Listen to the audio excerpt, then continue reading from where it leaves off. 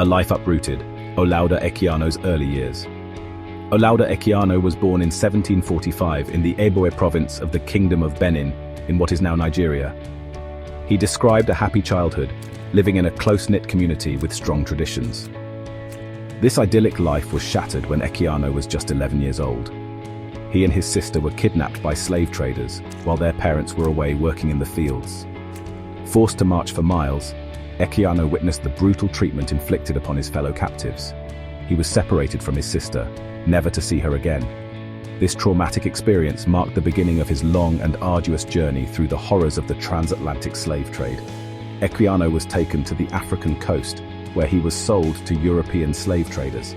He was crammed onto a slave ship, shackled and bound alongside hundreds of other Africans. The conditions on board were appalling. The air was thick with the stench of vomit, sweat, and human waste. The cries of those who perished from disease, starvation, or despair echoed throughout the ship. This horrific journey, known as the Middle Passage, was a testament to the inhumanity of the slave trade. It was an experience that would forever shape Equiano's life and fuel his determination to fight for the abolition of slavery. The Middle Passage, a journey of brutality. The Middle Passage was a harrowing experience for the millions of Africans who endured it. Crammed into the suffocating hold of slave ships, they were treated with unimaginable cruelty. Equiano, in his autobiography, vividly described the horrors he witnessed. He recounted the despair of those who succumbed to disease and starvation, their bodies tossed overboard like discarded cargo. He spoke of the brutal punishments meted out to those who dared to resist, their cries for mercy ignored. The stench of death and human suffering permeated every corner of the ship. The journey across the Atlantic, lasting several weeks, was a living nightmare. Many perished before reaching the shores of the New World. Those who survived arrived traumatized and dehumanized, stripped of their dignity and identity. Equiano's account of the Middle Passage provided a first-hand perspective on the barbarity of the slave trade, shocking readers and galvanizing the abolitionist movement.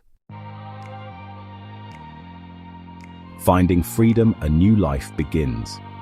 After enduring the horrors of the Middle Passage, Equiano was sold to several different masters in the British colonies. He worked as a plantation slave in Virginia and later as a sailor. Throughout his enslavement, Equiano never lost sight of his desire for freedom. He taught himself to read and write, skills that would prove invaluable in his later life. In 1766, after nearly a decade of enslavement, Equiano was able to purchase his freedom. This was a momentous occasion, marking a turning point in his life.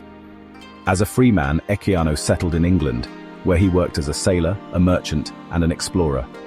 He became actively involved in the abolitionist movement, using his experiences to expose the horrors of slavery. Section 4. The Power of Words, Equiano's Fight Against Slavery. In 1789, Equiano published his autobiography, The Interesting Narrative of the Life of Olaudah Equiano, or Gustavus Vassa, the African. This powerful and moving account of his life as a slave became an instant bestseller.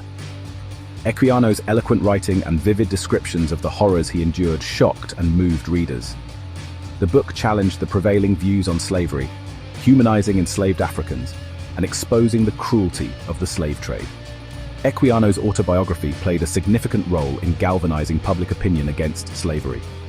It was translated into several languages and widely circulated, becoming a key text in the abolitionist movement. Section 5. A Legacy of Hope, Equiano's Enduring Impact. Olaudah Equiano's life and work left an enduring legacy. He is remembered as a courageous voice against slavery, a symbol of resilience and the indomitable human spirit. His autobiography remains a powerful testament to the horrors of slavery and the importance of fighting for justice and equality. Equiano's story continues to inspire people around the world to fight against modern forms of slavery and exploitation. His message of hope and his unwavering belief in the dignity of all human beings remain as relevant today as they were in his own time. If you found this story inspiring, please like and subscribe to support more content celebrating the voices of people of color.